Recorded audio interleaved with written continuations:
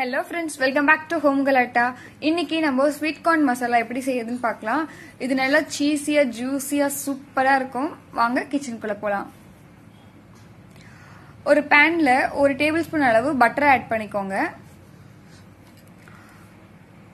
Butter கருகாம இருக்கிறதுக்காக நம்ம இதுல ஒரு 2 tablespoon அளவுக்கு எண்ணெய் ஆட் பண்ணிக்கலாம்.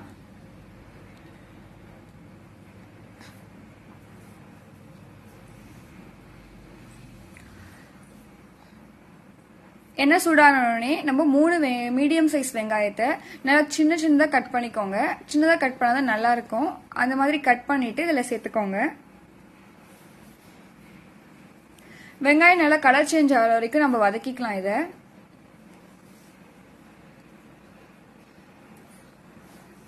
கலர் சேஞ்ச் ஆகி வந்துருச்சு. இப்போ இதுல 1 டீஸ்பூன் அளவு இஞ்சி பூண்டு விழுதை சேர்த்துக்கோங்க. இஞ்சி பூண்டு விழுதோட பச்சை வாசனை போற வரைக்கும் நல்லா வதக்கிக்கலாம். இதை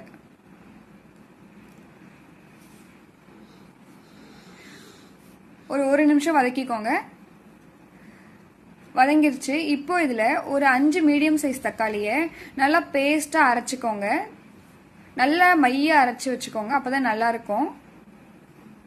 இந்த தக்காளியோட பச்சை ஸ்மெல் போற வரைக்கும் நல்லா நம்ம மீடியம் ஃப்ளேம்ல வச்சு இதை பொறுமையா வதக்கி எடுத்துக்கலாம். நம்ம தக்காளியில நல்லா சுண்டி நல்லா அழகா வரும். அந்த அளவுக்கு நம்ம இதை வதக்கிக்கலாம். இப்போ எல்லாமே நல்லா வதங்கி வந்துருச்சு. இப்போ இதுல ஒரு 1/4 டீஸ்பூன் மஞ்சள் தூள் சேர்த்துக்கோங்க. 1 டீஸ்பூன் தனியா பவுடர் சேர்த்துக்கோங்க. 2 டீஸ்பூன் மிளகாய் தூள் சேர்த்துக்கோங்க. தனி மிளகாய் தூள் நான் சேர்த்திருக்கேன். ஒரு 1/2 டீஸ்பூன் சீரக பவுடர் இதுல சேர்த்துக்கோங்க. எல்லாத்தையும் போட்டு நல்லா மிக்ஸ் பண்ணிக்கோங்க. மசாலாவோட பச்சை வாசனை போற வரைக்கும் நல்லா வதக்கிக்கலாம். நம்ம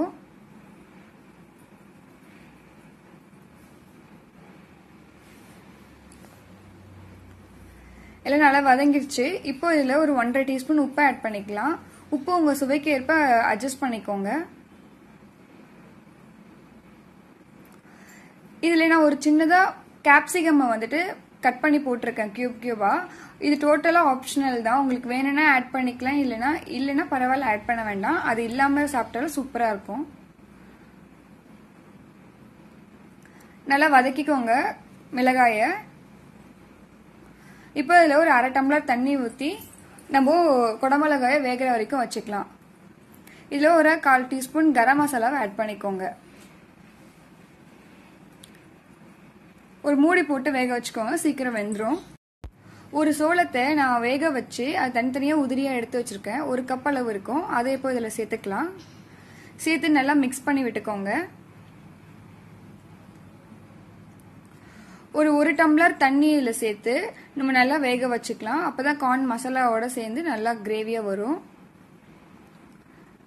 தண்ணி ஊத்தி மூடி போட்டு ஒரு 5 மினிட்ஸ் வேக வச்சுக்கோங்க மீடியம் ஃப்ளேம்ல. வெந்து வந்துருச்சு. இப்போ நான் ஒரு 4 கேஷ்யூவை தண்ணியில ஊற வச்சு வச்சிருந்தேன். அரைச்சி அந்த பேஸ்ட் இப்ப இதுல சேர்த்துக்கலாம்.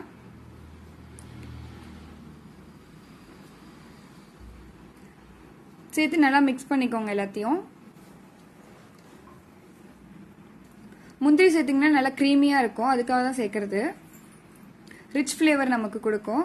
இப்போ ஒரு 2 டேபிள் ஸ்பூன் அளவு பன்னீரை திருவி வச்சிருக்கிறேன். அதை இதுல சேர்த்துக்கலாம்.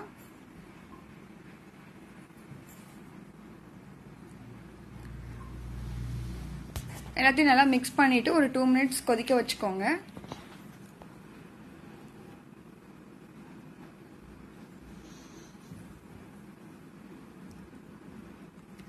எல்லாமே நல்லா கிரேவி நல்லா கொதிச்சு வந்துருச்சு. இப்போ இதுல ஒரு 1/2 டீஸ்பூன் சுகர் ஆட் பண்ணிக்கோங்க. இது நமக்கு லைட்டா ஸ்வீட்னஸ் தரும். நல்லா இருக்கும் சுகர் ஆட் பண்ணீங்கன்னா. உங்களுக்கு வேண்டாம்னு நினைச்சீங்கன்னா ஸ்கிப் பண்ணிக்கோங்க. இப்போ கொஞ்சமா சீஸ் வந்துட்டு கட் பண்ணி இதுல ஆட் பண்ணிக்கோங்க.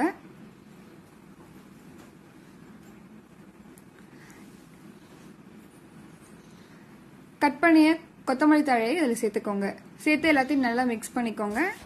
நம்ம ஸ்வீட் கார்ன் மசாலா ரெடி ஆயிடும். இப்போ லாஸ்டா நான் ஒரு ஆடட் ஃபிளேவருக்காக சீஸை மேலே துருவி போட்டிருக்கேன். உங்களுக்கு வேணும்னா இதை போட்டுக்கோங்க. இந்த ரெசிபி உங்க வீட்டில் ட்ரை பண்ணிட்டு எப்படி இருந்துச்சுன்னு கீழே கமெண்ட்ல சொல்லுங்க. இந்த வீடியோ உங்களுக்கு பிடிச்சிருந்துச்சுன்னா ஹோம் கலட்டா சேனலை சப்ஸ்கிரைப் பண்ணுங்க. அறுசுவை உணவு உண்ணுவோம், ஆரோக்கியமாக வாழ்வோம். Thank you for watching.